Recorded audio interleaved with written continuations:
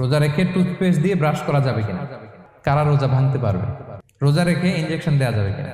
কিছু কাজ আছে যেগুলো করলে আপনার রোজা কিন্তু বাতিল হয়ে যাবে। কিছু কিছু কাজ আছে যেগুলো করলে রোজা ভাঙে না, বাট আমাদের মধ্যে কনফিউশন কাজ করে যে এটা করলে কি রোজা ভাঙবে। অনেকে বলে ইনহেলার নেওয়া যাবে, অনেকে বলে যে ইনজেকশন নেওয়া যাবে, অনেকে বলে অ্যানেস্থেসিয়া দেওয়া যাবে, অনেকে বলে এটা করা যাবে ওইটা করা যাবে, মানে অনেক কনফিউশন। তো আজকে আমরা এটা জানবো যে এমন অনেক জিনিস আছে যেগুলো করলে আসলে রোজা ভাঙে না। বলেন আমার সাথে সাথে, রমাদান মোবারক, রমাদান কারীম, রমাদান মোবারক, রমাদান কারীম। এই যে এখন মনে হচ্ছে যে না রমজান আসছে, রমাদানের একটা ভাব, মাশাআল্লাহ তাবারাকাল্লাহ। রোজার কিছু বিধিবিধান আছে, রুলস এন্ড রেগুলেশনস আছে।